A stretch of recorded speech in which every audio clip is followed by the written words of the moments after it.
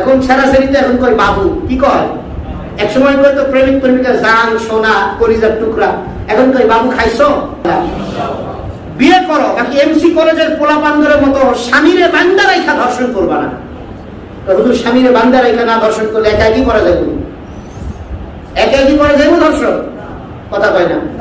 একা একই তো ধর্ষণ হয় না, একা একই এটা ধর্ষণ হয় না। যেটা আপোষা হয় এটা ধর্ষণ করে না, এটা কয় কি? সমর্থিত শোয়া, মানে উভয়ের মাইনা নিচে শুইছে, পরে গিয়ে যখন সেরাই করছে আর করতাম না বিয়া, পরে সেরিকে কোর্টে চলে যায়, পরে সেরিকে কেস দিয়ে দেয়। ইসলামী শরীয়ত থাকলে দুজনের পিটাইয়া সবগুলোর সাইজ করা দরকার। বদমাইশ কোথাকার।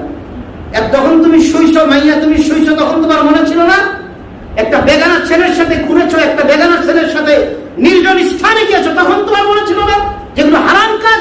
আর এই হারাম কাজ বিয়ের আগে হারাম কাজের কারণে আল্লাহ তোমাকে কখনো শান্তি দিবে না, তুমি বোঝো না?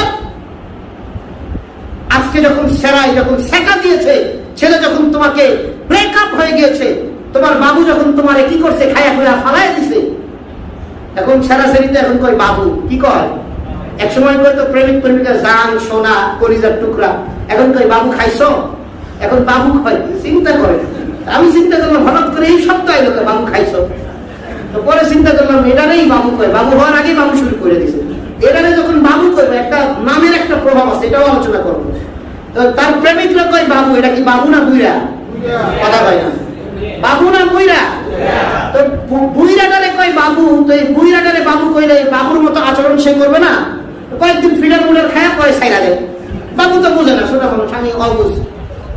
বদমাইশরা কোথাকার, শব্দ আর পায় না, কি মাঝে মাঝে শব্দ ওঠে, কয় মামু। একটা সময়, এখন আমার মামু নাই, 2-3 বছর আগে, 5 বছর আগে মামু। আমি তো মামু আইলো কোথায়?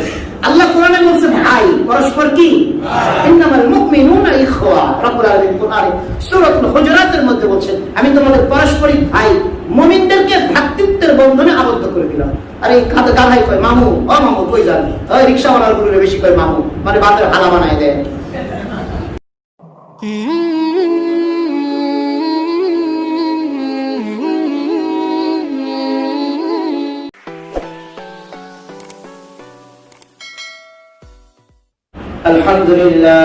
আলহামদুলিল্লাহ রাব্বিল আলামিন।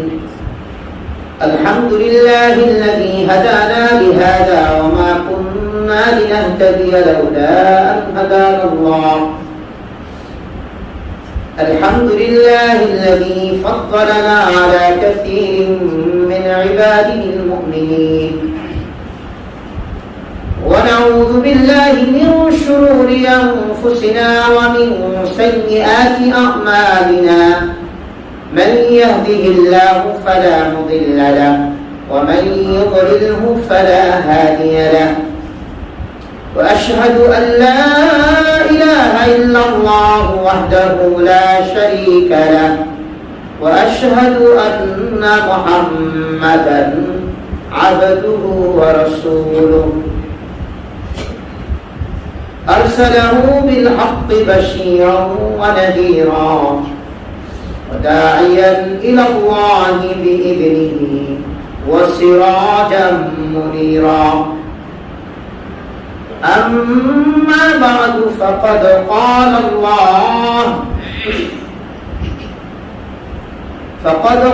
الله سبحانه وتعالى في كلامه المجيد والفرقان الحميد.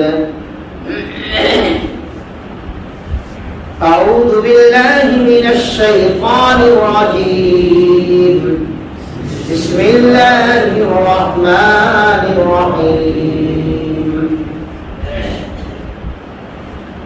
يا بني إنها إن تك مثقال حبة من خردل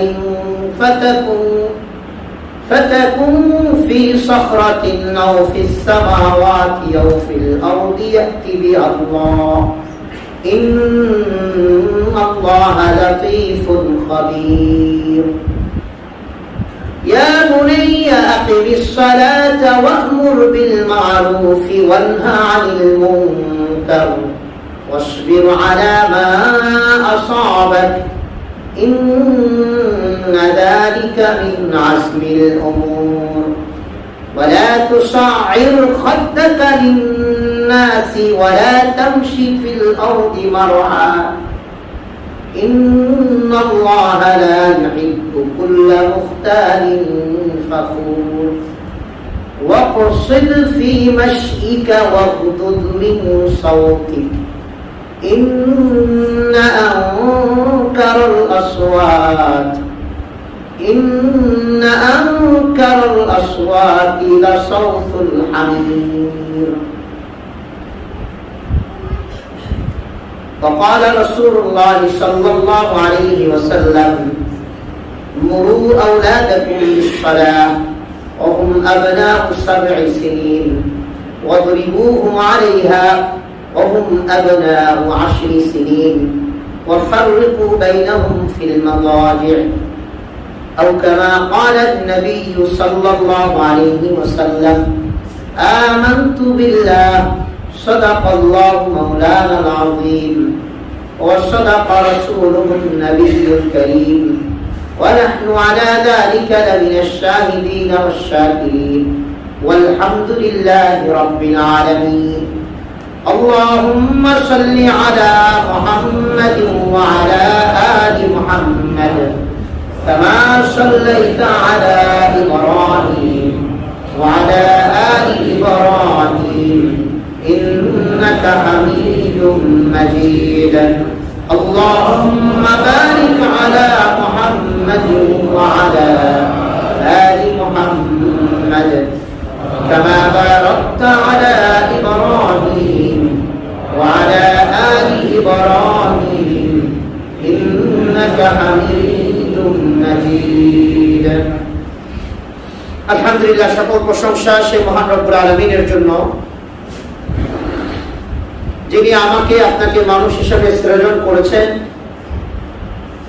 পাশাপাশি যে রব না চাইতেই ঈমানের মতো ইসলামের মতো কোরআনের মতো নিয়ামত দিয়ে আমাদেরকে সম্মানিত করেছেন সেই মহান রবের দরবারে শুকরিয়া জ্ঞাপনার্থে মহব্বতের সাথে প্রাণ খুলে জোরে সোরে কালিমাতুশ শুকর আদায় করি আলহামদুলিল্লাহ।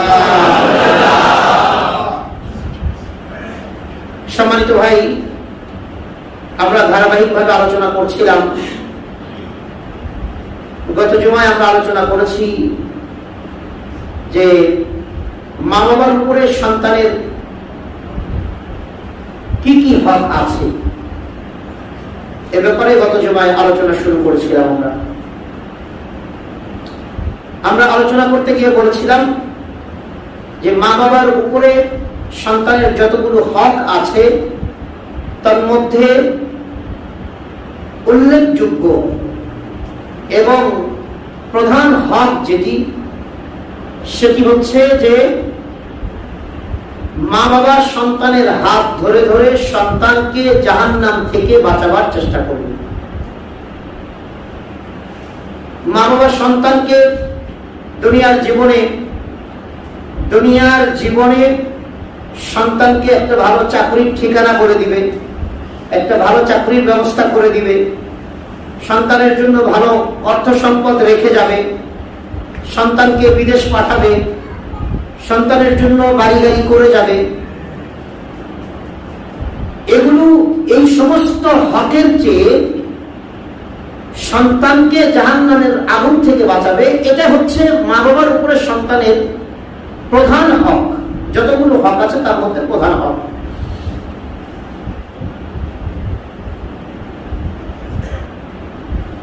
এজন্য আমরা গত সময় বলেছিলাম যে আল্লাহ তাআলা কোরআনুল কারীমের মধ্যে আম্বিয়া আলাইহিস সালামের আলোচনা করছেন যে নবীগণ তাদের তিরোধানের আগে তারা কিভাবে পেরেশান ছিলেন তাদের সন্তানদেরকে নিয়ে। গত জুমায় আমরা আলোচনা করেছিলাম হযরত ইব্রাহিম আলাইহিস সালাম এবং ইসহাক আলাইহিস সালাম, ইব্রাহিম আলাইহিস সালাম এবং ইয়াকুব আলাইহিস সালাম তাদের সন্তানদেরকে মৃত্যুর আগে দিয়ে, বিশেষ করে মৃত্যুর আগে দিয়ে ইব্রাহিম ইয়াকুব আলাইহিস সালাম। গত জুমায় আমরা আলোচনা করেছি সূরাতুল বাকারার 133 নম্বর আয়াতে ইয়াকুব আলাইহিস সালামের মৃত্যুর আগে দিয়ে সন্তানদের ব্যাপারে তার কি পেরেশানিটা ছিল, কি নিয়ে পেরেশানিটা ছিল? ইয়াকুব আলাইহিস সালাম সন্তানদেরকে বলছিলেন যে আমার অবর্তমানে তোমরা কার ইবাদত করবে? আমার অবর্তমানে তোমরা কার ইবাদত করবে? কোন মাবুদের ইবাদত করবে? কোন রবের ইবাদত করবে? তখন তার সন্তানরা বলেছিলেন ক্বালু না'বুদু ইলাহাকা ওয়া ইলাহা আবাইকা ইব্রাহিমা ওয়া ইসমাঈলা ওয়া ইসহাক ইলাহুন ওয়াহিদা। ইয়াকুব আলাইহিস সালামের সন্তানরা বলেছিলেন যে আপনি যে রবের, যে ইলাহের ইবাদত করেন, আমরাও সেই রব এবং সেই আল্লাহরই ইবাদত করব। এটা বাবার অন্তিম শয্যায় সন্তানের ব্যাপারে পেরেশানি এটা ছিল যে আমার অবর্তমানে তোমরা কার ইবাদত করবে? আর দুঃখজনক হলেও সত্য যে আমরা আমাদের অবস্থা এই যে সারা জীবন সন্তানদের ব্যাপারে আমরা চিন্তা করি যে আমার অবর্তমানে সে কিভাবে চলবে, তার দুনিয়ার জীবনটা কিভাবে কাটবে। 1000-এর মধ্যে 999 জন বাবা সন্তানের ব্যাপারে এই চিন্তাটা করে। 1000-এর মধ্যে 999 জন। অথচ দুনিয়ার জীবন কিভাবে চলবে এটা আপনার চিন্তা করা ছাড়াই আল্লাহ চালাইতে পারেন। কথা বলেন? কারণ হাদিসে পরিষ্কার এসেছে যে তোমার মৃত্যুর আগে তোমার রিজিক চলে। যতদিন কারো রিজিক শেষ হবে না ততদিন তার মৃত্যু তার কাছে আসবে না, আসতে পারবে না। তাহলে আপনার রিজিকের চিন্তা না করলেও চলবে। আপনার চিন্তা করা উচিত ছিল যে আমার বাচ্চারা আমার অবর্তমানে কোন আল্লাহর ইবাদত করবে, শিরক মুক্ত ঈমান লালন করবে কিনা, বিদআত মুক্ত সুন্নাত, বিদআত যুক্ত ইবাদত করবে কিনা। এই চিন্তাটা আমাদের বাবা হিসেবে সন্তানের ব্যাপারে আমাদের লালন করার দরকার ছিল। কিন্তু দুঃখজনক হলেও সত্য, আমরা সন্তানদের ব্যাপারে যত বেশি দুনিয়ার চিন্তা করি, রব্বুল আলামিন তত বেশি সন্তানদের ব্যাপারে সন্তানদেরকে আমাদের থেকে তত দূরে সরায় দেয়, মানসিকভাবে, শারীরিকভাবে। যে বাবা যত সন্তানের ব্যাপারে দুনিয়ার চিন্তা করে সেই সন্তানরা সেই বাবা এবং মাকে তত বেশি লাথি এবং উষ্টা দেয়। আর যে বাবা সন্তানদের ব্যাপারে যত আখিরাতের চিন্তা করে সেই বাবা অথচ দুনিয়াতে তাকে হয়তো তেমন কিছুই দিতে পারছে না, দুনিয়াতে তাকে খাবারের জন্য ভালো মানসম্মত খাবার দিতে পারছে না, পড়ার জন্য মানসম্মত পোশাক দিতে পারছে না, থাকার জন্য মানসম্মত বাসস্থানের ব্যবস্থা করতে পারছে না। মৌলিক যে 3টি চাহিদা, এই 3টি চাহিদার বাবা হয়তো কিছুই ব্যবস্থা করতে পারছে না। কিন্তু সেই সন্তানের ব্যাপারে বাবা এটা ফিকির করে যে বাবা তুমি নামাজ পড়ো, বাবা তুমি রোজা রাখো, বাবা তুমি আমলি জিন্দেগি যাপন করো। যদি এটা না করতে পারো তাহলে ইহকালীন জীবন তুমি ক্ষতিগ্রস্তের মধ্যে, পরকালীন জীবনে তুমি ক্ষতিগ্রস্ত হবে। যে সমস্ত বাবা সন্তানদেরকে মৌলিক চাহিদাগুলো দিতে পারে না, কিন্তু আখিরাতের ব্যাপারে মৌলিক চাহিদাগুলো কখনো সন্তানের থেকে ভুলে যায় না, সন্তানের হকের ব্যাপারে বলে না, সন্তানকে আদর করে হোক, মেরে হোক, ধমক দিয়ে হোক, মায়া করে হোক, যেভাবেই হোক ফজরের নামাজ কাজা করায় না, সেই বাবাদের সামনেই সন্তানরা মাথা ঝুঁকিয়ে, সেই বাবাদের সামনেই সন্তানরা দু জানুকে নত করে বাবাদেরকে সম্মান আর শ্রদ্ধার নজরে দেবে। এটা করিয়ে দেন কে? আল্লাহ রাব্বুল আলামিন। এটা কোরআনে রাব্বুল আলামিন বলেছেন। আল্লাহ তাআলার বান্দা যদি রব্বুল আলামিনের হকের ব্যাপারে, সন্তান আদিকে রব্বুল আলামিনের হকের ব্যাপারে যথাযথ জ্ঞান দিয়ে যায়, রব্বুল আলামিন বান্দাদেরকে মা বাবার ব্যাপারে, মা বাবার মহব্বত করার ব্যাপারে, মা বাবার হকের ব্যাপারে সন্তানদের দিলের মধ্যে রব্বুল আলামিন মা বাবার হকের বিষয়গুলো ঢেলে দেন। সন্তানরা বেয়াদব হয় না। যে সন্তানকে আপনি দিন দিবেন সেই সন্তান কখনো বেয়াদব হবে না। কারণ আল্লাহ তাআলা রব্বুল আলামিন কোরআনুল কারীমের মধ্যে কেমন জানি আমাদেরকে মেসেজও দিলেন। আল্লাহ তাআলার বান্দা রব্বুল আলামিন সূরাতুল লুকমানের 13 নম্বর আয়াত থেকে নিয়ে 20 নম্বর আয়াত পর্যন্ত রব্বুল আলামিন লোকমান হাকিমের নসিহা আমাদেরকে শোনাচ্ছেন। লোকমান হাকিম একজন সচেতন বাবা ছিলেন, একজন জ্ঞানী বাবা ছিলেন, একজন খোদাভীরু আল্লাহওয়ালা বাবা ছিলেন। এবং চৌকান্না বাবা ছিলেন সন্তানের হকের ব্যাপারে। যেহেতু দুনিয়াতে সন্তানের হকটা বাবা মা বাবাকে আগে পুরা করতে হয়, অতঃপর সন্তান বড় হওয়ার পরে সন্তানের হক যদি মা বাবা যথাযথভাবে আদায় করে, রব্বুল আলামিন সন্তানের দিলেও ঢেলে দেয় মা বাবার হক আদায়ের বিষয়টা। লোকমান আলাইহিস সালাম সূরা লোকমানের 13 নম্বর আয়াতে রব্বুল আলামিন লোকমান আলাইহিস সালাম সন্তানদেরকে শিরকের বিরুদ্ধে কথা বলছেন। وَإِذْ قَالَ لُقْمَانُ لِابْنِهِ وَهُوَ يَعِظُهُ يَا بُنَيَّ لَا تُشْرِكْ بِاللَّهِ إِنَّ الشِّرْكَ لَظُلْمٌ عَظِيمٌ। আল্লাহ তাআলা বান্দা রব্বুল আলামিন সূরা লোকমানের 13 নম্বর আয়াতে বলছেন, ও নবী আপনি স্মরণ করুন যখন লোকমান আলাইহিস সালাম যখন সে সন্তানকে বললেন, ও বাচ্চা, ও বেটা, ও সন্তান, ইয়া বুনাইয়া, হে সন্তান, হে বৎস, লা তুশরিক বিল্লাহ, রব্বুল আলামিনের সাথে কাউকে শরীক করবে না, ইন্নাশ শিরকা লাযুলমুন আযীম। আল্লাহ তাআলার বান্দা লোকমান আলাইহিস সালাম বলছেন, নিশ্চয় শিরক হচ্ছে সবচেয়ে বড় জুলুম। সূরা লোকমানের 13 নম্বর আয়াতে লোকমান হাকিম নসিহত শুরু করলেন। 14 এবং 15 নম্বর আয়াত লোকমান হাকিম সন্তানকে বলেন নাই, সন্তানকে 14 এবং 15 নম্বর আয়াতে যে হুকুম, সেই হুকুমের কথা লোকমান হাকিম বলেন নাই। কিন্তু রব্বুল আলামিন লোকমান হাকিমের কথা 13 নম্বর আয়াতে আলোচনা করেছেন, 16 নম্বর আয়াত থেকে নিয়ে 20 পর্যন্ত আবার আলোচনা করেছেন। কিন্তু 14 এবং 15 নম্বর আয়াতে রব্বুল আলামিন লোকমান আলাইহিস সালাম যখন সন্তানকে শিরকের বিরুদ্ধে রব্বুল আলামিনের যথাযথ হক আদায়ের ব্যাপারে সন্তানকে জ্ঞান দিতেছিলেন, সাথে সাথে রব্বুল আলামিন তাৎক্ষণিকভাবে সন্তানদের ব্যাপারেও বুঝালেন, ও সন্তানরা, তোরা কখনো তোদের মা বাবার সাথে বেয়াদবি করবি না। আল্লাহ তাআলা বান্দা সূরা লোকমানের 14 এবং 15 নম্বর আয়াতে রব্বুল আলামিন এই দুটি আয়াতে কারিমা লোকমান হাকিমের উপদেশ না, রব্বুল আলামিনের কথা। রব্বুল আলামিন বলছেন, ওয়াসাইনাল ইনসানা বিওয়ালিদাইহি হামালাতুহু উম্মুহু ওয়াহানান আলা ওয়াহানিন ওয়া ফিসালুহু ফি আমাইনি আনিশকুর লি ওয়া লিওয়ালিদাইক ইলাইয়াল মাসির।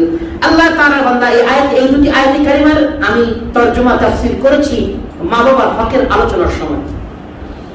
শুধু এতটুকু বলে দেই, রব্বুল আলামিন বলছেন, ওয়াসাইনাল ইনসানা বিওয়ালিদাইহি হামালাতহু উম্মুহু ওয়াহনান আলা ওয়াহান। রব্বুল আলামিন বলছেন, হে সন্তানরা, দুনিয়াতে যত সন্তান আছো শুনে নাও, তোমাদের পিতামাতা তোমাদের জন্য কষ্ট করে, আমি তোমাদের পিতামাতার সাথে সৎ বিহারের কথা বলছি, সৎ বিহারের ওসিয়ত করছি, সুন্দর আচরণের আদেশ করছি। কারণ রব্বুল আলামিন বলেন, তোমাদের মা তোমাদেরকে কষ্টের পর কষ্ট করে গর্ভধারণ করে, এবং তোমাদের মা তোমাদেরকে 2 বছর পর্যন্ত দুধ খাওয়ায়, তথা দুধ ছাড়ানোর বয়স হচ্ছে 2 বছর। তারপরে রব্বুল আলামিন বলেন, আনিশকুরলি ওয়া লিওয়ালিদাইক, অতএব বান্দা, আমি আল্লাহ আমার কৃতজ্ঞতা জ্ঞাপন করো এবং তোমাদের মা বাবার কৃতজ্ঞতা জ্ঞাপন করো। আল্লাহু আকবার। তারপরে রব্বুল আলামিন বলছেন সূরা লোকমানের 15 নম্বর আয়াতে, ওয়া ইন জাহাদাকা আলা আন তুশরিকা বি মা লাইসা লাকা বিহি ইলমুন ফালা তুতি'হুমা ওয়া সাহিবহুমা ফিদ দুনিয়া মারুফা ওয়াত্তাবি' সাবিলা মান আনাবা ইলাইয়া সুম্মা ইলাইয়া মারজি'ুকুম ফাউনাব্বিউকুম বিমা কুনতুম তা'মালুন। আল্লাহ তাআলা বান্দারা রব্বুল বলেন, হে সন্তানরা শোনো, তোমাদের মা বাবা যদি ওয়াইন জাহাদাকা আলা আন তুশরিকা বিমা লাইসা লাকা বিহি ইলমুন ফালা তুতি'হুমা, তোমাদের মা বাবা যদি তোমাদেরকে আমি আল্লাহ আমার ব্যাপারে শিরক করতে বলে, শিরক করার ব্যাপারে যদি জোরাজুরি করে, যে বিষয়ে তোমাদের ফাদার, যে বিষয়ে তোমাদের কোনো জ্ঞান নাই,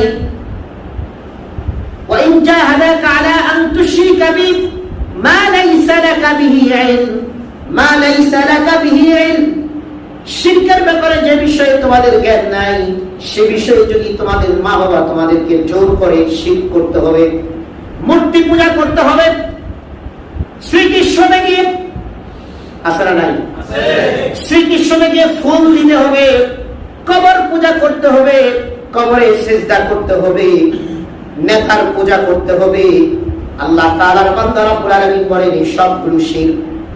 কবর পূজা, মাজার পূজা, শ্রীকৃষ্ণকে যাওয়া, নেতাকে পূজা করা, মৃত্যু নেতার জন্য বারবার শোক পালন করা, তার জন্য বুক চাপড়ানি, তাকে এমন ভাবে পূজা করা যে কেমন জানি তার ইবাদত করা হচ্ছে, আল্লাহ তাআলার বান্দা এই সমস্ত গুলো শিরকের অন্তর্ভুক্ত হয়ে যায়। এজন্য এগুলো আমাদের খেয়াল রাখা দরকার। রব্বুল আলামিন বলছেন ওয়া ইন জাহাদাকা আলা আন তুশরিকা বিমা লাইসা লাকা বিহি ইলম, যদি তোমাদেরকে জোরাজুরি করা হয় শিরকের ব্যাপারে, যে বিষয়ে তোমাদের ইলম নাই, ফালা তুতি'হুমা, অবশ্যই সেটাকে অ্যাভয়েড করবে, প্রত্যাখ্যান করবে,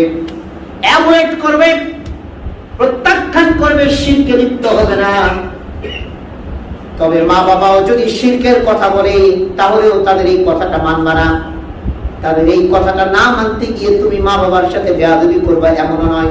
রব্বুল আলামিন তাৎক্ষণিক বলছেন, আল্লাহ বলছেন ফালা তুতি'হুমা, তাদের এই শিরকের কথা বা আল্লাহ এবং রাসূলের বিরুদ্ধে চলে যায় এমন কোন কথা, কোরআন সুন্নাহর বিরুদ্ধে যায়, মা বাবা যদি বলে এমন কোন কথা, নেতা যদি বলে এমন কোন কথা, দুনিয়ার অন্য কোন ভণ্ড পীর বাবা যদি বলে আল্লাহ এবং রাসূলের বিরুদ্ধে চলে যায়, এমন কোন কথা তুমি বান্দা মানবা না। তারপরে রব্বুল আলামিন বলছেন ওয়াসাহিবুহুমা ফিদ দুনিয়া মারুফা, আর বান্দা অবশ্যই, বান্দা তোমরা তোমাদের মা বাবার সাথে সৎ বিহার করবে, ভালো আচরণ করবে। তারা যদি শিরক করতে বলে, কথাটাকে পাশ কাটিয়ে, কথাটাকে না মেনে, তারপরে তাদের সাথে ধমক দিয়ে কথা বলা যাবে না। আল্লাহ তাআলা বান্দা রব্বুল আলামিন সূরাতুল লোকমানের 13 নম্বর আয়াতে লোকমান হাকিম সন্তানকে শিরকের ব্যাপারে কথা বলছেন, শিরকের ব্যাপারে আইডিয়া দিতেছেন।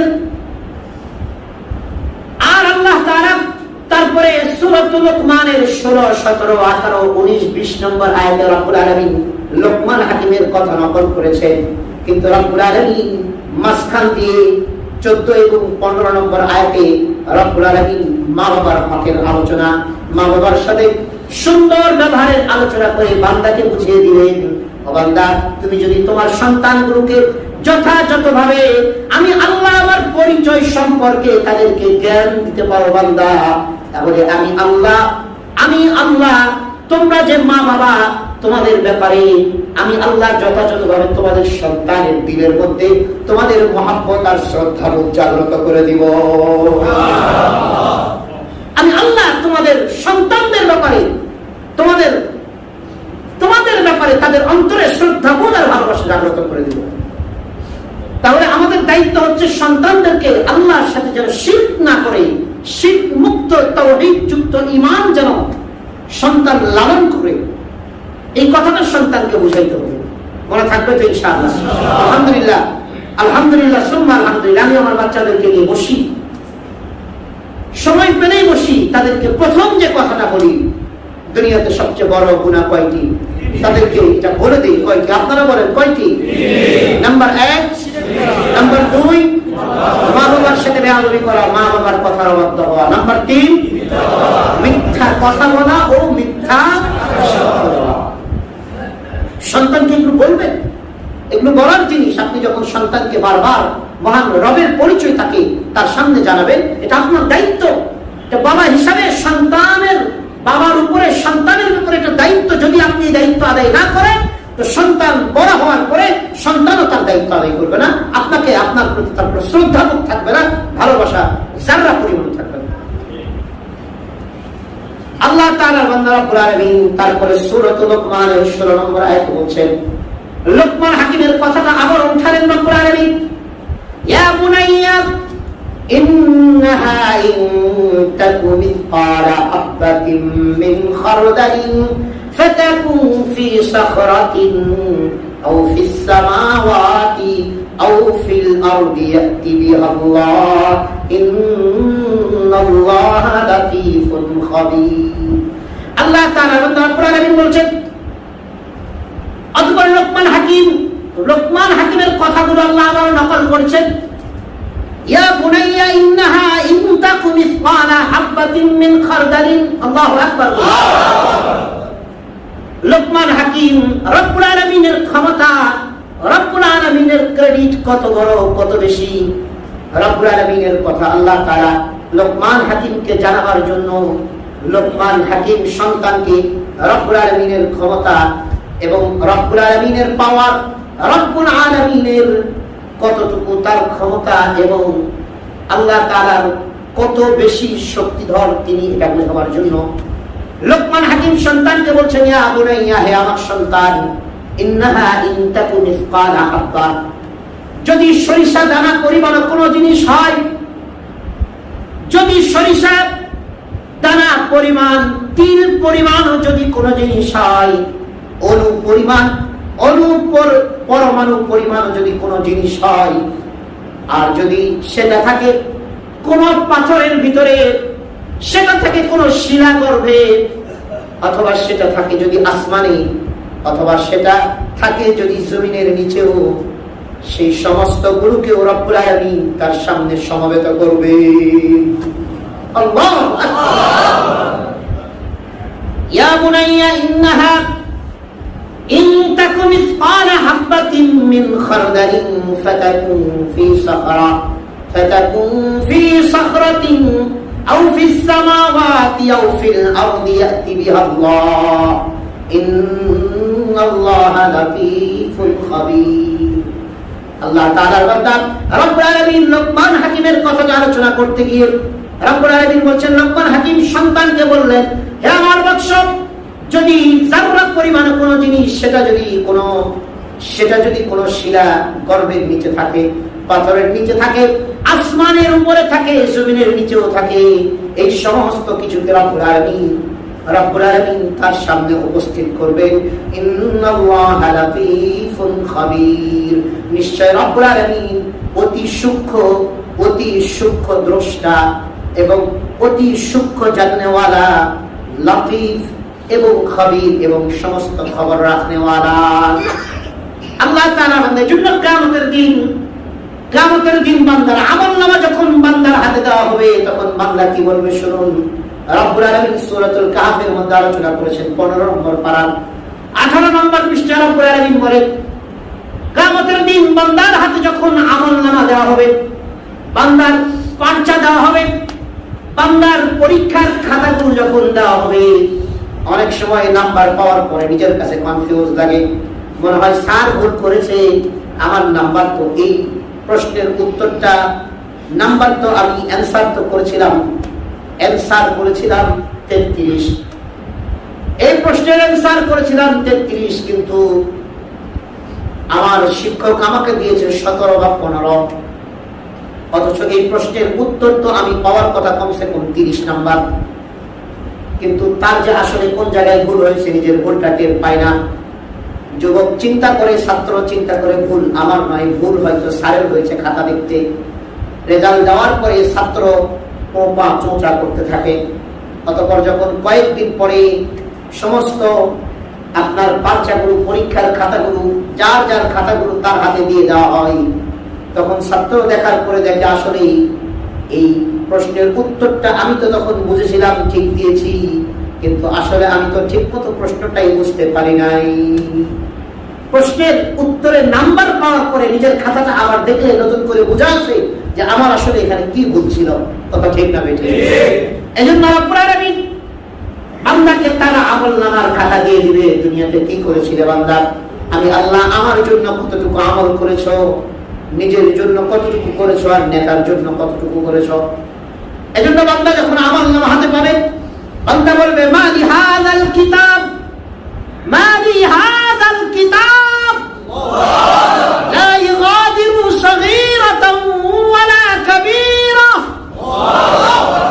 ওয়ালা কাবীরাতান ইল্লা আহসাহা।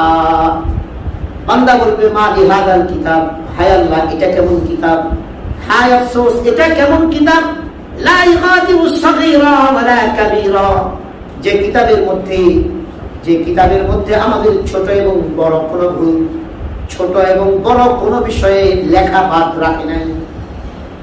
ওই যে একটা মেয়ে যাচ্ছিল, রাস্তার পাশে দিয়ে মেয়ে যাচ্ছিল, চা খাচ্ছিলাম মুরব্বীদেরকে নিয়ে, ওই মেয়েটাকে বাঁকা নজরে একটু দেখেছিলাম, মুরব্বীরাও টের পায় নাই। আমার সামনে যে সমস্ত মুরব্বীদের সাথে চা খাচ্ছিলাম, তারা তো হয়তো খেয়াল করে না, আমার পাশে দিয়ে যাচ্ছিল।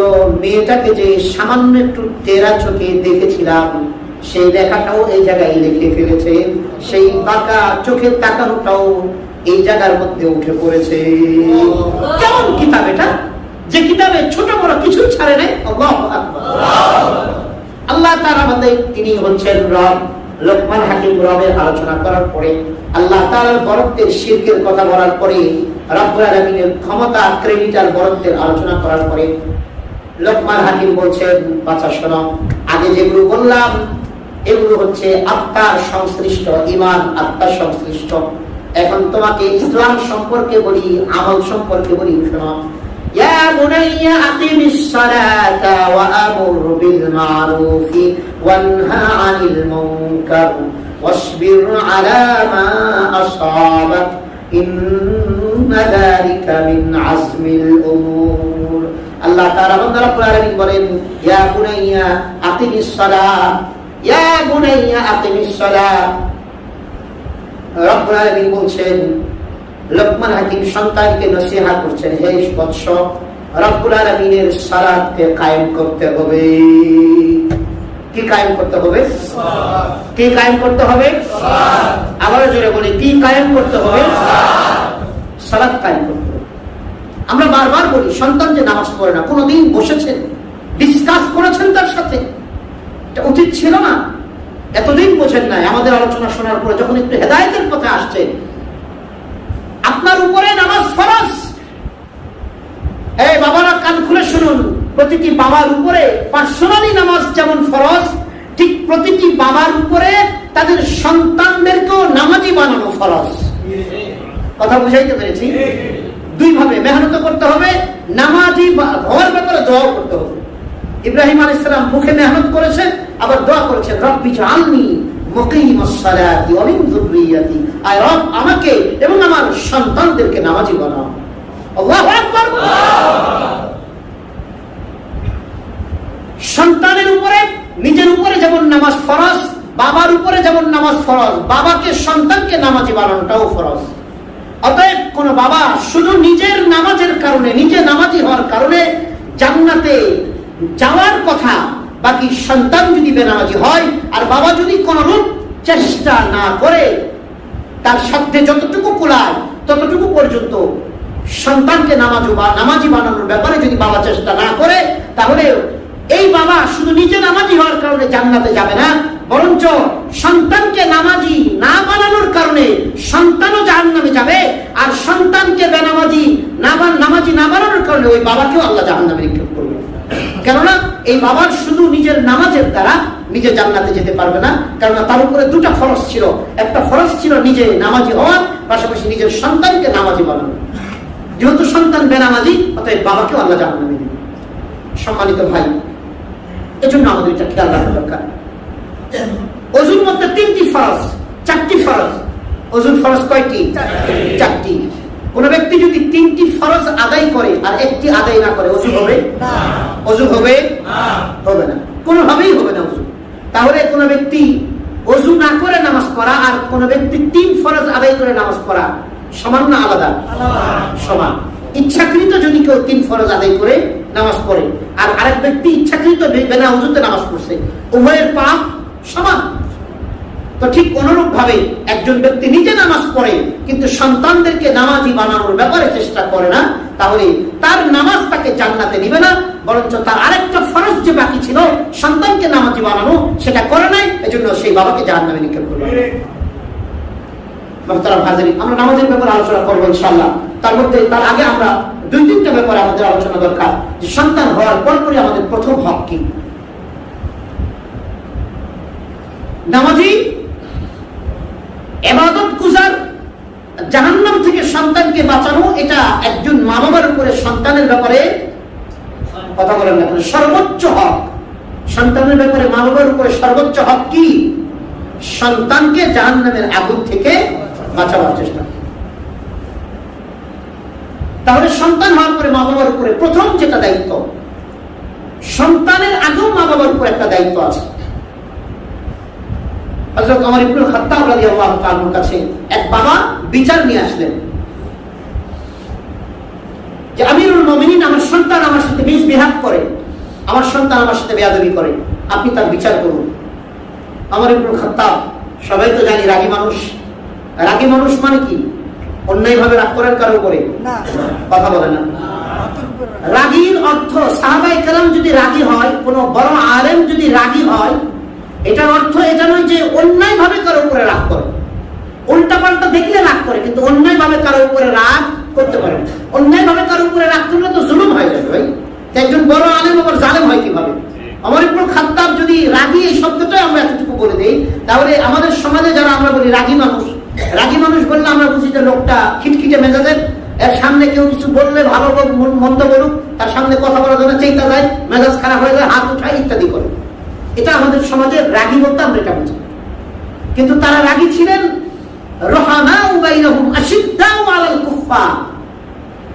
তারা হকের ব্যাপারে পরস্পর তারা সহমর্মিতা অবস্থানে তারা বসবাস করেছে।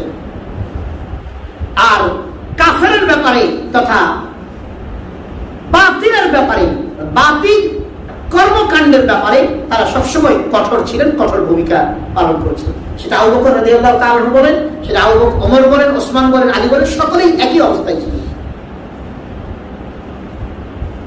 ওমর ইবনে খাত্তাব রাদিয়াল্লাহু তাআলার কাছে বিচার আসার পরে তিনি সন্তানকে ডাকলেন, এই সন্তানকে ধরে নিয়ে আসো, সন্তানকে ধরে নিয়ে আসো। কি ব্যাপার? শুনলাম তোমার বাবা বললো তুমি নাকি বাবার সাথে বেয়াদবি করো। তো সন্তান বলে যে আমিরুল মুমিনিন, আমার বাবার কথার বিচার করার আগে আমার কিছু কথা বলার ছিল। হ্যাঁ, অবশ্যই তোমার কথা শুনবো, বলো কি কথা। সন্তান বললেন যে আমিরুল মুমিনিন, আপনি বলুন তো একজন সন্তানের ব্যাপারে বাবার এটা হক কিনা যে সন্তানকে একটা ভালো মা উপহার দিবেন? অবশ্যই হক। আমিরুল মুমিনিন, আপনি বলুন তো একটা বাবার ব্যাপারে, সন্তানের ব্যাপারে বাবার উপরে এটা হক কিনা সন্তান জন্মের পরে সন্তানের সুন্দর একটা নাম রাখবে? হ্যাঁ, অবশ্যই এটা বাবার হক সন্তানের ব্যাপারে। আমিরুল মুমিনিন, আপনি বলুন তো একটা বাবার উপরে সন্তানের ব্যাপারে এটা হক কিনা যে একটা বাবার সন্তানকে ধর্মীয় শিক্ষায় শিক্ষিত করবে? অবশ্যই এটা বাবার দায়িত্ব, বাবার হক। আমিরুল মুমিনিন, আমার বাবা আমার বিরুদ্ধে বিচার দিয়েছে একটা ব্যাপারে যে আমি তার সাথে বেয়াদবি করি, আমি তার কথার অবাধ্য হই, তার কথা মানি না। কিন্তু আমিরুল মুমিনিন, আমার বাবা আমার ব্যাপারে তিনটি হকই নষ্ট করেছে। এক নম্বর, আমার বাবা অর্থ সম্পদশালী লোক, কিন্তু দুঃখজনক আমার বাবা একটা বাদী বিয়ে করেছে। একটা বাদী মহিলাকে আজাদ করেছে, একজন ওই মহিলাটিকে বিয়ে করেছে। তিনি একজন স্বাধীন নারী, আজাদ নারীকে বিয়ে করেন নাই, সম্ভ্রান্ত কোন ঘরের কোন মেয়েকে তিনি বিয়ে করেন নাই। নাম্বার 2, আমার বাবার উচিত ছিল আমার একটা সুন্দর নাম রাখা, কিন্তু আমার বাবা আমার নাম রেখেছে জউল। আরবিতে জউল শব্দের অর্থ হচ্ছে গোবরে পোকা, মানে পায়খানায় যে পোকা হয় এই পোকাকে আরবিতে জুয়ুল বলা হয়। ভাই কথা বুঝাইতে পেরেছি? আমার বাবা আমাকে নাম রেখেছে কি? আমাদের দেশে জুয়েল আছে না, ওই জুয়েলের উল্টা ভার্সন হচ্ছে জুয়েল, ওই 50 একর দিয়ে দেয় আর কি। কথা বুঝাইতে পেরেছি? কথা বুঝেন নাই? তা জউল আর জুয়েল, তো এই জুয়েল নাম, তো আমার নাম রেখেছে জুয়েল করে তথা গোবরের পোকা নাম। 3 নম্বর হক, আমার বাবা আমাকে কোনোদিনও কখনো মা বাবার হক সম্পর্কে, আল্লাহ কে, রাসূল কি, মা বাবার হক কি, ধর্মীয় শিক্ষা বলতে আমার বাবা আমাকে কোন ধর্মের শিক্ষায় শিক্ষিত করেন নাই, দীক্ষা দেন নাই। ওমর ইবনে খাত্তাব রাদিয়াল্লাহু তাআলা বাবাকে, সন্তানকে এখন কি বলবেন, বাবাকে ধমকানি শুরু করছে, মিয়া তুমি তোমার হক আদায় করো নাই, তুমি তোমার সন্তানের ব্যাপারে হক নষ্ট করেছো, এখন সন্তান যখন হক নষ্ট করছে তখন তুমি বিচার দিচ্ছ, অথচ তোমার উচিত ছিল তোমার সন্তানের হকগুলো যথাযথভাবে আদায় করা। কিন্তু দুঃখজনক হলেও সত্য, আমাদের সমাজে, আমাদের এই বাংলাদেশের মুসলমানদের অবস্থা যে 1000-এর মধ্যে একজন বাবা আছে কিনা সন্তানের এই 3টা হক, সন্তানের এই প্রাথমিক এই যে 3টা হক এটা আদায় করে কিনা। 1000 বাবার মধ্যে একজন আছে কিনা সন্তান। সন্তানের প্রথম হক, সন্তান হওয়ার আগে সন্তানের জন্য একজন ভালো মা নির্বাচন করা। সন্তানের জন্য একজন কি মা নির্বাচন করা বলেন? জোরে বলেন, আরো জোরে বলেন, কি মা নির্বাচন করা? জোরে বলেন, আর যুবক কান খুলে শুনে নাও, চিপা চাপার মধ্যে গিয়ে প্রেম প্রীতি করো না, চিপা চাপার মধ্যে গিয়ে ক্ষেতের আইলে গিয়া আর তোমার এদিকে পাট খেতে গিয়া, হুজুর এগুলো তো গ্রামের সাবজেক্ট, হ্যাঁ শহরের গুলোও বলবো, সিনেমা হলের ওই বেঞ্চের মধ্যে বৈশা আর এদিকে তোমার বুড়িগঙ্গা নদীর ওই গাছ ঝোরের মধ্যে বৈশা আর এদিকে তোমার হচ্ছে কি বলে এই বন্ধুদেরকে নিয়ে বিভিন্ন জায়গায় আড্ডা দিয়া এই চিপা চাপার মধ্যে এই হট কানেকশনে এই বাইপাসে গিয়া কোন মেয়েকে বিয়ের জন্য সিলেক্ট করো না। কোন মেয়েকে বিয়ের জন্য এরকম কাজ করে সিলেক্ট করো না যেটা তোমার আগত ভবিষ্যতের মা হবে, যেটা তোমার বংশের মা হবে, তোমার বংশ, তোমার সন্তান, তোমার সন্তানের মা হবে।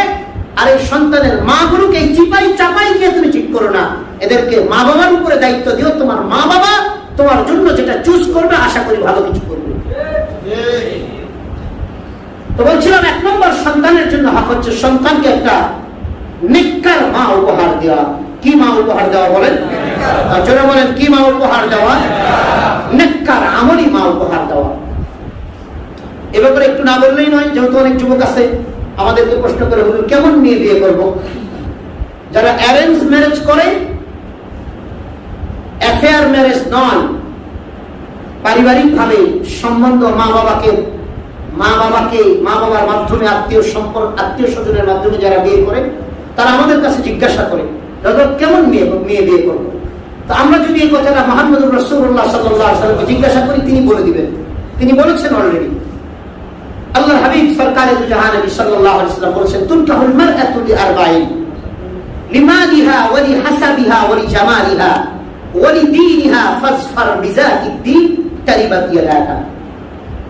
শুনলেন, রাসূলুল্লাহ সাল্লাল্লাহু আলাইহি ওয়াসাল্লাম বলেছেন, তোমরা সাধারণত 4টি জিনিস দেখে বিয়ে করো।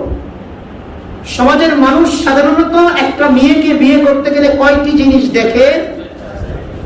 জোরে বলেন না, কয়টি জিনিস? 4টি। লিমালিহা, 1 নম্বর মাল দেখে। মাল মানে কি? সম্পদ। মাল মানে কি? অন্য কিছু আবার মনে করেন না, আমাদের যুবকরা তো অন্য কিছু মনে করে ফেলতে পারে। ইন্নামা আমওয়ালুকুম ওয়া আওলাদুকুম, মালের বহু বচন আমওয়াল, কোরআনে একাধিক জায়গায় আসছে। মিনাল জিসমি ওয়াল মাল, মাল শব্দটা কোরআনে একাধিক জায়গায় আসছে। মাল মানে হচ্ছে সম্পদ। মাল মানে কি? সম্পদ। 1 নম্বর মানুষ বিয়ে করে সম্পদ দেখে, লিমালিহা, মেয়ের সম্পদ দেখে বিয়ে করে।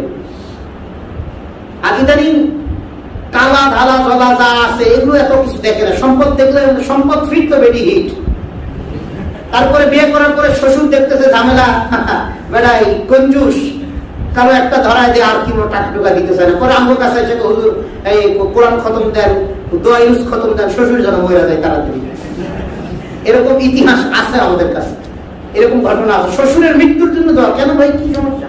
নাউজুবিল্লাহ, আপনি একজন মেয়ে হচ্ছেন, মৃত্যুর জন্য দোয়া। হুজুর এমন কৃপণ, আমার হুজুর কাল্লা একটা মাইয়া ধরায় দিয়া, হে কোনোদিন আমার কোনো হাদিয়াও দেয় না। দুঃখজনক আর কি। তো লিমানিহা, মানুষ মাল দেখে বিয়ে করে। মাল দেখে বিয়ে করেন না।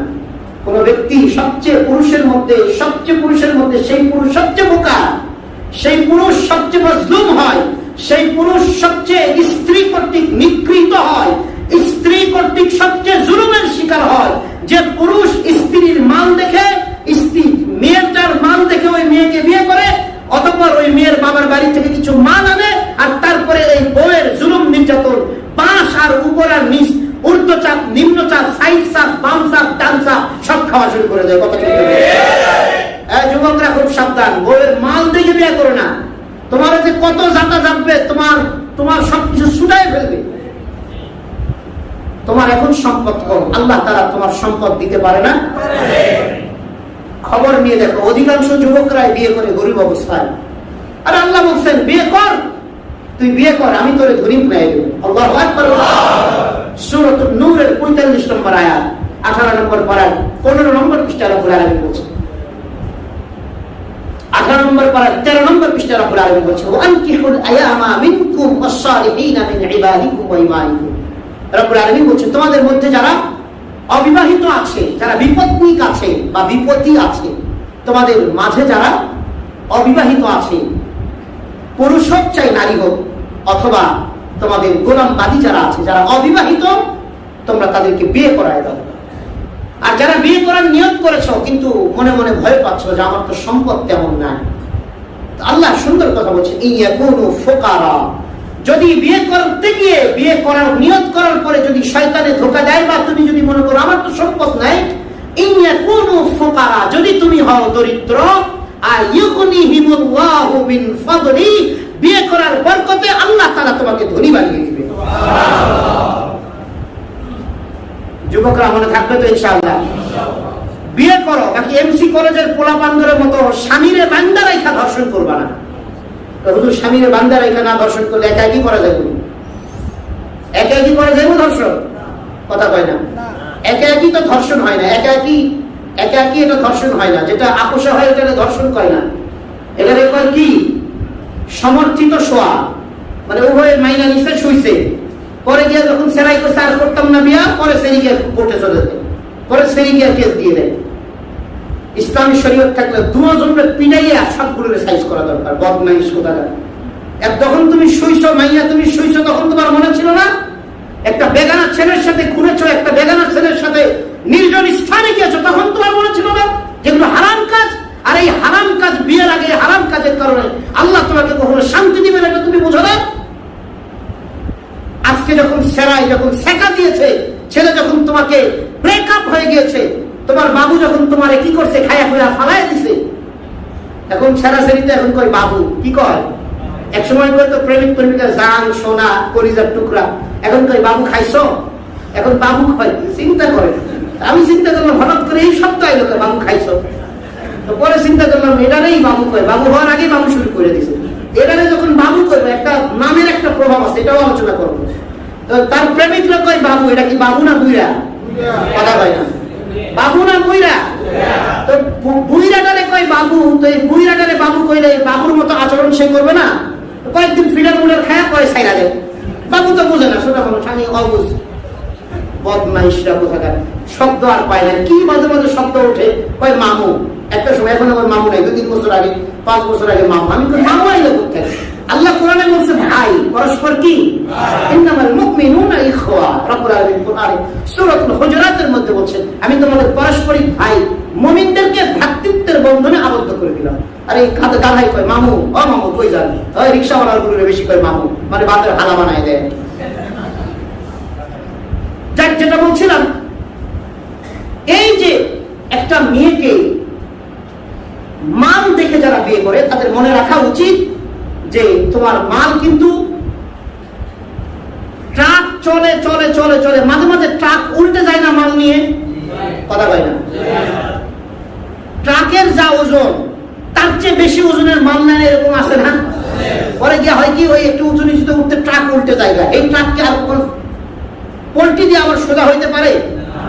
তো তুমি যদি তোমার যে মাল বেশি নাও, তো ওই মালের নিচে পড়ে তুমি ফিনিশড হয়ে যাবা, ক্রেন আসতে আসতে তুমি মহিলা শেষ। তো এই জন্য মাল দেখা বিয়ে করো না। তো কি দেখে করবা? আল্লাহ রাসূল সাল্লাল্লাহু আলাইহি ওয়াসাল্লাম বলছেন, দিন দেখে করো, ধর্ম দেখে, ইসলাম দেখে।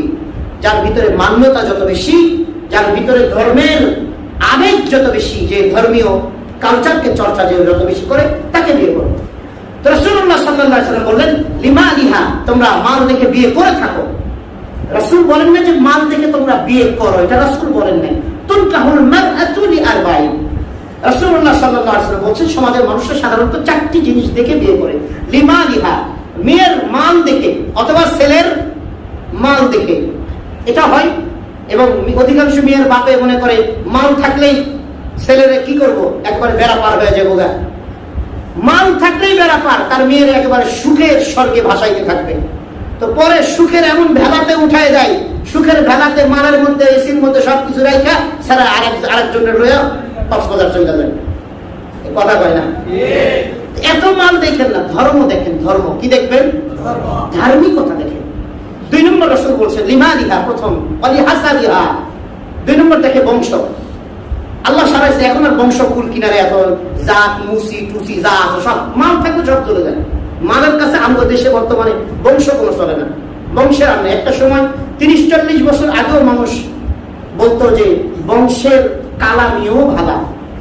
মুরব্বীরা কথা বলেন, মুরব্বীরা একটু হা হু করেন, যুবকরা তো বুঝতো না একটু। এখন বংশ টংশ আর দেখে না, বংশ জিগাই না যে তোমার বংশ কি, কোন বংশ থেকে আসছে এগুলো জিগাই না। কারণ জানে যে আগে মুসি ছিল, সুইপার ছিল, মানুষের বাসায় কামলা দিছে, হে কোন রকম ফাঁকে ফুকে বাই চান্সে কি হয়ে গেছে, এমপি হয়ে গেছে। তো একজন এমপি হওয়া মানেই তো টাকার সমুদ্রে বসবাস করা, একজন লিডার হওয়া মানে টাকার সমুদ্রে বসবাস করা। তো এইগুলো মনে করেন বাই চান্সে এরকম একটা ঝামেলা মারে, হ্যাঁ বিশাল বড় হয়ে গেছে। এখন কিসের তার বংশ আর কিসের কি? রাসূলুল্লাহ সাল্লাল্লাহু আলাইহি ওয়াসাল্লাম বলছে তোমরা সাধারণত বংশ দেখে বিয়ে করে থাকো। 2 নম্বর। 3 নম্বর অলি জামালিহা, 3 নম্বর মানুষ সৌন্দর্য দেখে বিয়ে দেয়। কি দেখে বিয়ে দেয়? কথা বলে না, কি দেখে? আরো জোরে বলেন, কি দেখে? আরো জোরে বলেন, কি দেখে? সৌন্দর্য। হ্যাঁ হ্যাঁ, সৌন্দর্যের ব্যাপারে আলোচনা করলে তো অনেকক্ষণ যাইব গা। একদিন একটা বিয়েতে গেলাম, তো 2 জন আলোচনা করতেছে এই কেমন সুন্দর, সেমনি কেমন সুন্দর, আমার সামনে, আমি পাশে বসে গেছি। তো মেয়ে দেখছোস নি কেমন, বেপরটা বিয়ে আর কি, তো কেমন সুন্দর। আরেকজন কই বাসর রাত যাওয়ার পরে আলকাতরা মালকাতরা যা আছে সেগুলো ধোয়ার পরে বুঝে যাবো এটা কি সুন্দর না কান্না। কথা কয় না? তো এই জন্য এই সৌন্দর্য দেখে বিয়ে করাটা এটা বড় কিছু না। কারণ এই সৌন্দর্যতাটা আল্লাহ তাআলা চাইলে 1 বছর পরে পক্স দিয়া পুরা চেহারাটারে গর্ত গর্ত বানায় দিতে পারে। পারে না? অনেক মানুষের আছে না, এমন কোন দুর্ঘটনা ঘটতে পারে যে শেষ, চেহারা শেষ।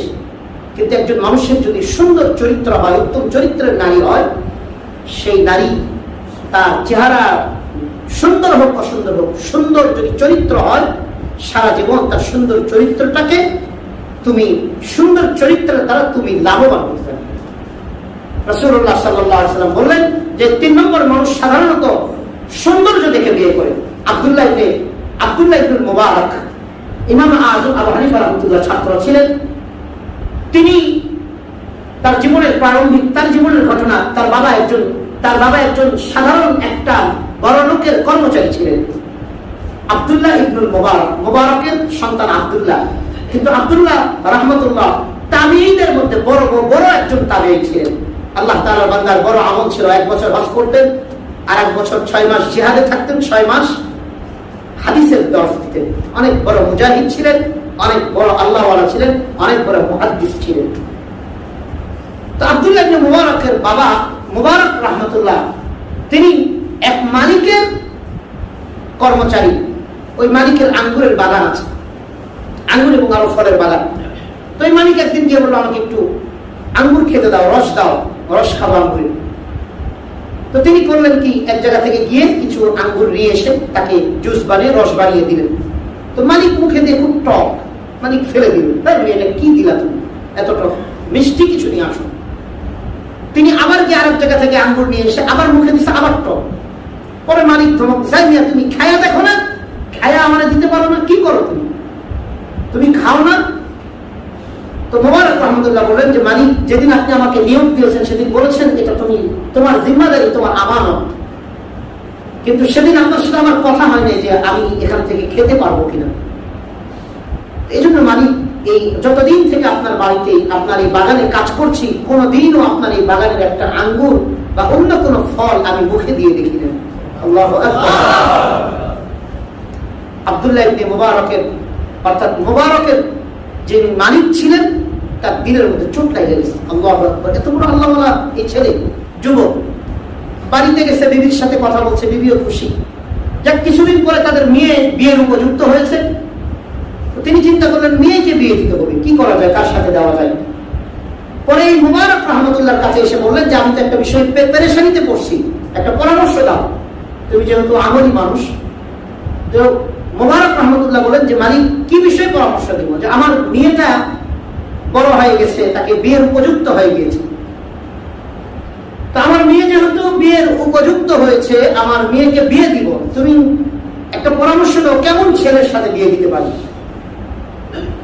তো আব্দুল্লাহ ইবনে মুবারক রহমতুল্লাহ বললেন যে মুবারক রহমতুল্লাহ বললেন যে মালিক ইহুদিরা বিয়ে দেয় সৌন্দর্য দেখে, ইহুদিরা বিয়ে দেয় সৌন্দর্য দেখে। ছেলেকে বিয়ে দিলে মেয়ে সুন্দর কিনা, মেয়েকে বিয়ে দিলে ছেলে সুন্দর কিনা, সম্বন্ধ খোঁজে সৌন্দর্যের উপরে, সৌন্দর্যের মানদণ্ডে। আর খ্রিস্টানরা বিয়ে দেয় অর্থের মানদণ্ডে। ছেলে বা মেয়ে যাকে বিয়ে করার বা বিয়ে দেয় তাদের টাকা আছে কিনা এটার মানদণ্ডের উপরে বিয়ে দেয়।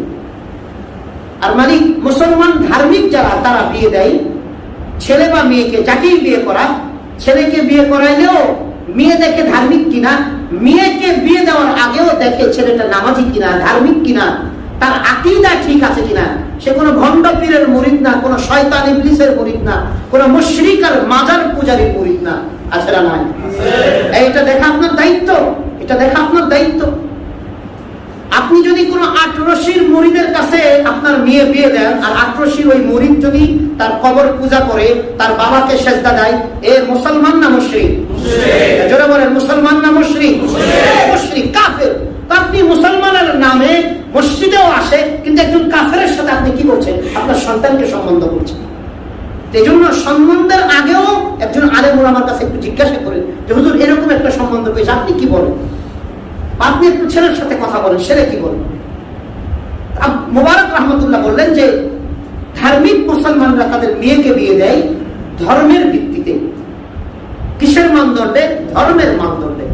মুহতারাম হাজিরিন, এজন্য যুবক, তুমি যখন বিয়ে করবে তখন তোমার মানদণ্ড থাকবে একমাত্র কি? কথা বলে না, ধর্ম। একমাত্র কি? ধার্মিকতার মানদণ্ড। তারপরে মেয়েটা, হ্যাঁ আমাদের সমাজে আবার ধোঁকাবাজ মেয়ে আছে, ধোঁকাবাজ ধার্মিক আছে, বিয়ের আগে তো মেয়ে নামাজ পড়ে। আমি বলে দিলাম এরকম হাজারো পরিবার আছে, হুজুর বিয়ের আগে তো মায়ের কইছে, বাপে কইছে, এর মতো মাইয়ার নামাজি আর নাই, বছরে একবার তাহাজ্জুদ করে, প্রতিদিন তাহাজ্জুদ করে মাইয়া। বিয়ের পরে আইসা কাঁচা যে মাইরা শাশুড়ির লগে লাগা শুরু করছে আর স্বামীর বোনের সাথে লাগা শুরু করছে, এটা আর খেলতে দেয়, রাখতে গিয়ে নামাজও হয়ে গেছে। কথা বুঝেন নাই? অনেক মেয়ের মা বাবা আছে, যদি ধার্মিক হয়, ছেলের অনেক ভালো চাকরি বাকরি, যখন এরা বলে ধর্মকর্ম করে কিনা, কহ আমার মেয়ে খুব নামাজি, আসলে মেয়ে নামাজি না, বদমাই সেটা। কথা বুঝাইতে পারছি?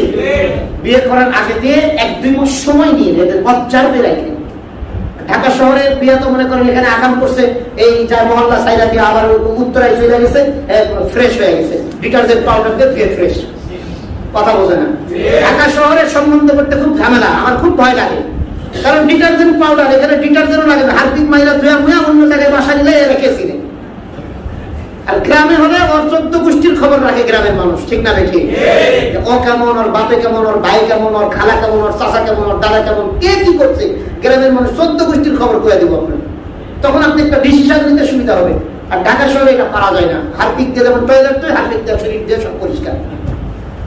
সম্মানিত ভাই, এজন্য আমরা আমাদের সন্তানের হকের ব্যাপারে প্রথম হক হচ্ছে যে আমার সন্তানের জন্য তার একটা সুন্দর মা নির্বাচন করা, তার একটা ধার্মিক মা নির্বাচন করা। মনে থাকবে তো ইনশাআল্লাহ? আজকে পর্যন্তই থাক যে সন্তানের প্রথম হক সন্তানের জন্য তার একটা ধার্মিক মা নির্বাচন করা। আগামী জুমাতে আলোচনা করা হবে ইনশাআল্লাহ সন্তানের জন্য সুন্দর একটা আযান দেওয়া, তারপরে নাম রাখা, আকিকা করা, এই ব্যাপারগুলোতে ইনশাআল্লাহ ধারাবাহিকভাবে আলোচনা করা হবে। তাহলে আজকের মূল সব আলোচনা থেকে আমরা মূল শিক্ষা পেলাম 2-3টা কথা। 1 নম্বর, আমরা বাচ্চাদেরকে আমরা শিরকের ব্যাপারে, আল্লাহর সাথে শিরক করার ব্যাপারে আমরা তাদেরকে সতর্ক করব। তো রব্বুল আলামিন সন্তানদের দিলে মা বাবার মহব্বত আর ভালোবাসা ঢেলে দিবেন, এটা আল্লাহ জিম্মাদারি নিয়ে নিয়েছে। তারপরে আমরা সন্তানদের জন্য একটা সুন্দর মা তথা ধার্মিকা, রিয়েলি ধার্মিক একটা মেয়েকে, শান্তশিষ্ট পর্দানশীল একটা মেয়েকে মিন্নির মতো নয়, ঐশীর মতো নয়। মনে থাকবে তো? মনে থাকবে তো? মিন্নির মতো বিয়ে করাইলে আপনার ছেলে ফ্রিতে মরে যাইব। কথা বুঝেন নাই? মিন্নির মতো বিয়ে করাইলে ফ্রিতে আপনার ছেলে হারাইতে হবে।